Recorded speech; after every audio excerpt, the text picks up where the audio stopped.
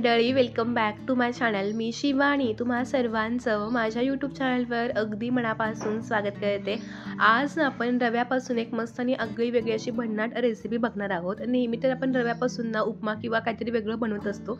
आजची recipe unique आहे, चला सुरुवात करू। त्यासाठी इथं बघा मी 1 वाटी इतका हा रवा घेतला, त्याच वाटीनं 1 वाटी पाणी घेतलं। आता रव्यामध्ये पाणी घालून ना हा रवा चांगला भिजवून घ्यायचा। रवा चांगला भिजला गेला की रेसिपी पण ना अगदी खूप छान होते। आता बघा छानपैकी रवा मी मिक्स केलेला आहे। आता हे भांड आपण एका साईडला ठेवून देऊयात। त्यानंतर इथं आता बघा मी एक कच्चा मोठ्या साईजचा बटाटा घेतला होता। तुमच्याकडे बटाटा छोटा असेल तुम्ही 2 पण घेऊ शकता। बटाटा स्वच्छ धुवून घेतला आणि त्यानंतर साल काढली ना मी साल काढून घेतली। पूर्ण साल काढून झाल्यानंतर हा बटाटा आपण आता खिसून घेणार आहोत। आता खिसताना बारीक खिसणीचा वापर करा, म्हणजे ही रेसिपी ना अगदी परफेक्टच बनते। तर संपूर्ण बटाटा मी अगदी अशाच पद्धतीने खिसून घेतला आणि त्यानंतर बटाट्यामध्ये स्टार्च असतं, त्यामुळे 2 ते 3 पाण्यानं हा बटाट्याचा खिस स्वच्छ असा धुवून घेतला आणि त्यानंतर ह्यामध्ये पाणी घालून हे देखील असंच एका साईडला ठेवून दिलं। त्यानंतर आपण लगेचच पुढची कृती करतोय। त्यासाठी ना आपण आज अगारोचा पॅन वापरणार आहोत। तर बऱ्याच जणांनी मला विचारलं होतं की ताई तू नेहमी जो पॅन वापरते तो कोणत्या कंपनीचा आहे? तर हा अगारो या ब्रँडचा आहे आणि हा स्टील पॅन आहे। खूप मस्त आहे। मी बऱ्याच रेसिपी ह्यामध्ये बनवत असते। तुम्हाला जर ऑर्डर करायचं असेल तर याची लिंक खाली आहे, यावरती क्लिक करून नक्की ऑर्डर करू शकता।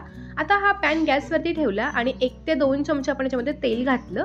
तेल चांगलं गरम झालं की 1 चमचा जिरे, 1 चमचा बडीशोप, अर्धा चमचा चिली फ्लेक्स घातले।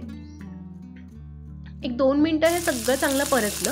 त्यानंतर जो बटाट्याचा खीस आपण पाण्यामध्ये घातला होता त्यातलं पूर्ण पाणी निथळून घ्यायचं आणि संपूर्ण खीस आपण ह्यामध्ये घालतोय। आता गॅस मध्यम करून 3 ते 4 मिनिटं हा संपूर्ण खीस आपण चांगला असा परतवून घेणार आहोत। आपण बारीक खिसणीने खिसल्यामुळे हा बटाटा अगदी पटकन शिजतो। साधारणपणे बघा 3 ते 4 मिनिटं झालेले आहेत आणि 50% हा बटाटा चांगला शिजला गेलाय। आता यामध्ये मसाले घालू। गॅस बारीक केला, पाव चमचा हळद पूड, 1 चमचा लाल तिखट, अर्धा चमचा धने पावडर आणि अर्धा चमचा गरम मसाला घातला आणि हे सगळे मसाले ह्या बटाट्याच्या खिसासोबत चांगलेसे मी मिक्स करून घेतले। हे सगळं मिक्स झाल्यानंतर आपण जो रवा पाण्यामध्ये भिजवून ठेवला होता त्याला पण 10 मिनिटं झाली होती आणि रवा पण चांगला असा भिजला गेलेला आहे। तर संपूर्ण रवा आता मी ह्यामध्ये घातला आणि पुन्हा हे सगळं बटाट्यासोबत चांगलं असं मिक्स करून घेतलं। ही रेसिपी ना बनवायला सोपी आणि साहित्य देखील घरातच असल्यामुळे आपण केव्हाही बनवून ठेवू शकतो। साधारणपणे आपण 4 ते 5 दिवस ही रेसिपी टिकवू शकतो आणि आयत्या वेळी ही नक्की बनवू शकतो। आता बघा 4 ते 5 मिनिटांनंतर ह्याचा हळूहळू असा गोळा बनायला सुरुवात झालेली आहे। आता याला चांगलं बाइंडिंग यावं म्हणून ह्याच्यामध्ये मी 2 चमचे इतकं बेसन पीठ घातलं। चवीनुसार मीठ घालायचं आणि पुन्हा हे सगळं चांगलं मिक्स करायचं, कारण आपण फक्त रवा आणि बटाटा वापरला होता, त्याला चांगलं असं बाइंडिंग येत नाही म्हणून मी 2 चमचे बेसन पीठ घातलं। तुम्ही त्याऐवजी तांदळाचं पीठ पण घालू शकता। हे सगळं मिक्स केलं, ह्याचा चांगला गोळा बनलाय। आता गॅस बंद करून हे थोडंसं कोमट करून घ्यायचं। आता इथे एखाद्या ताटाला किंवा एखाद्या ट्रेला अशा पद्धतीनं तेलनं छान ग्रीस करून घ्यायचं आणि हा कोमट झालेला गोळा जो आहे तो ह्याच्यावरती ट्रान्सफर करून ना एखाद्या वाटीने आपण हा चांगला एकसारखा पसरवून घ्यायचा। जर फार गरम असेल ना तर मी इथं एक वाटी वापरले, त्याला तेल लावून अशा पद्धतीने पसरवून घेते जेणेकरून ते खूप सोपं पडतं। सगळीकडे बघा हे एकसारखं पसरवून घेतलेलं आहे। आता हे ना साधारणपणे 2 ते 3 मिनिटं असंच थंड होऊ द्यायचं आणि त्यानंतर मग आपण याची पुढची कृती करून घेणार आहोत। आता 2 ते 3 मिनिटं झाली। मी एक बघा छोट्या भांड्याचं झाकण घेतलं आणि त्यांना अशा पद्धतीने गोलाकार आकार काढून घेतला। आता सुरुवातीला एक गोलाकार आकार काढला की तुम्हाला व्हिडिओमध्ये दिसतंय अगदी त्याच पद्धतीने आपण त्यामध्ये आणखीन एक अशाच पद्धतीने वाटी काढून घ्यायची आणि ज्या पद्धतीने काजूचा आकार असतो ना तर अगदी त्याच पद्धतीने आपण हे सगळे जे स्नॅक आहे तो कट करून घ्यायचा। ह्यामुळं काय होतं, ह्या आकारामुळं हा जो स्नॅक आहे हा खूपच अट्रॅक्टिव्ह दिसतो आणि मुलांपासून मोठ्यांना आवडतो देखील। तरी ही ट्रिक ना नक्की लक्षात ठेवा। नेहमी आपण गोल, चौकोनी किंवा त्रिकोणी आकाराचा ते स्नॅक बनवतो, पण ह्या काजूच्या आकाराचे ना स्नॅक खूपच मस्त लागतात। बऱ्याचदा किटी पार्टी असेल किंवा घरात तर तुम्हाला मुलांसाठी काही स्नॅक बनवायचा आहे तर अशा युनिक आकारात नक्की बनवा, जेणेकरून मुलं खूप खुश होतात आणि ते अगदी आवडीनं खातात। तर मस्तपैकी हे ट्रायंगल्स तयार झालेले आहेत, सगळे कट करून घेतले। आता एक स्लरी बनवूयात। त्यासाठी एका वाटीमध्ये मी 2 मोठे चमचे गव्हाचं पीठ घेतलं। त्यामध्ये आता आपण अर्धा चमचा चिली फ्लेक्स, थोडीशी कोथिंबीर आणि थोडंसं मीठ घातलं। आता ह्यामध्ये अगदी थोडंसं पाणी घालून ह्याची एक घट्टसर अशी आपण पेस्ट बनवून घेतोय। आता बरेच जण ना कॉर्नफ्लॉवर किंवा मैदा वापरतात, पण आपण मुलांना मैदा देत नाही, तर त्यामुळे मी गव्हाचं पीठ वापरलंय. तुम्हाला हवं असेल तुम्ही मैदा पण वापरू शकता.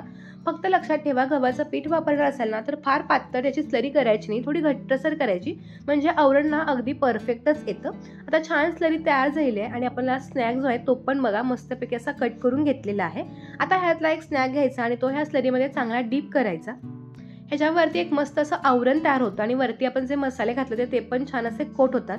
आणि त्यानंतर एका पॅनमध्ये मी तेल गरम करायला ठेवलं होतं आणि त्यामध्ये आता आपण हे शालो फ्राय करून घेतोय. तुम्ही हवं तर हे डीप फ्राय पण करू शकता, तुमच्या आवडीप्रमाणे तुम्ही जास्त तेल घालून पण हे फ्राय करू शकता.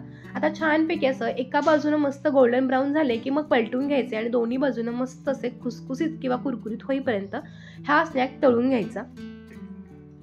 जे पण मगाशी ट्रायंगल्स किंवा हे जे काजूच्या आकारातले हे जे कट करून घेतले, तर हे एखाद्या हवाबंद डब्यामध्ये ठेवून तुम्ही साधारणपणे 4 ते 5 दिवस फ्रीजमध्ये ठेवून तुम्ही टिकवू शकता आणि आयत्या वेळी असा मस्तपैकी फ्राय करून देखील मुलांना देऊ शकता.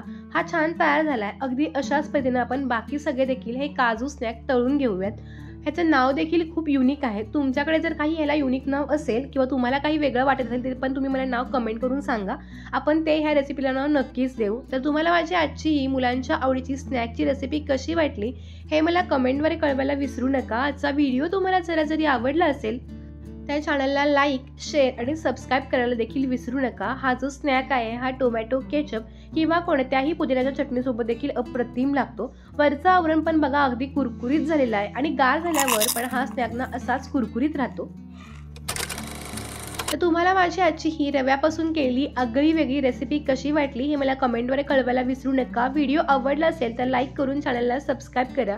पुन्हा एकदा अशाच छान रेसिपीसोबत भेटणार आहोत. तोपर्यंत तुम्ही हा व्हिडिओ कोणत्या गावातून कोणत्या शहरातून पाहताय हे मात्र मला कमेंट करून सांगायला विसरू नका.